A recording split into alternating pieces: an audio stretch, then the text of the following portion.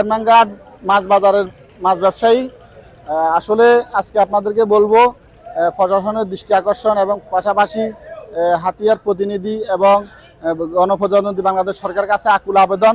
নোয়াখালী জেলার মধ্যে সবচেয়ে বড় মাছঘাট হচ্ছে আমাদের হাতিয়া উপজেলার চেয়ারম্যান ঘাট।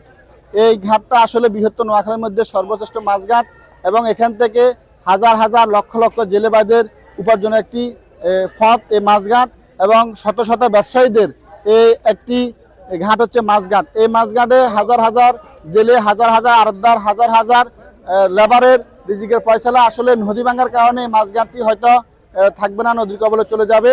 এই মাছঘাটটি অতি দ্রুত সংস্কারের কারণ প্রয়োজন এবং নদী ভাঙা রোধ দরকার এবং বলকের দরকার।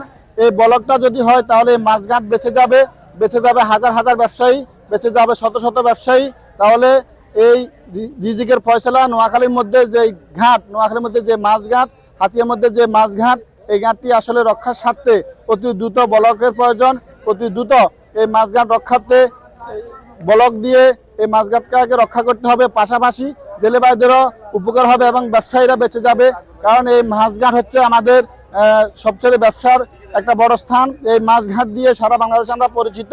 হাতিয়ার ভূখণ্ডের মধ্যে সবচেয়ে বড় একটি মাছঘাট হচ্ছে চেয়ারম্যান ঘাট মাছ বাজার। এই মাছ বাজারটি অতি সত্ত্বে রক্ষার প্রয়োজন এবং অতি সত্ত্বে এই মাছঘাটটি রক্ষা করতে হলে বলক বাঁধের প্রয়োজন।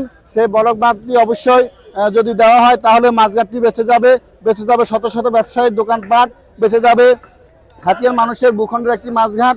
কারণ এই মাছঘাটের সর্বশেষ বিষয় হচ্ছে এই মাছঘাটের পাশাপাশি একটা ঘাট আছে লঞ্চঘাট, চিটাঘাট, লঞ্চঘাট এবং যেভাবে এখানে যাতায়াতের 8 লক্ষ 9 লক্ষ মানুষের যাতায়াতের একটি পথ হচ্ছে চেয়ারম্যান ঘাট। এই চেয়ারম্যান ঘাট দিয়ে লঞ্চ করে ট্রলারের যুগে, স্পিডবোট যুগে হাজার হাজার মানুষ, লাখ লাখ মানুষ যাতায়াতের একটি জায়গা এই চেয়ারম্যান ঘাট। এই ঘাটটি ভেঙে যাইলে হাতিয়ার মানুষ অনেক কষ্ট করবে, হাতিয়ার মানুষ বিপদে পড়বে। তাই অতি সত্ত্বে এই ঘাট রক্ষার স্বার্থে বলক বাঁধের প্রয়োজন, বলক অতি দ্রুত প্রয়োজন।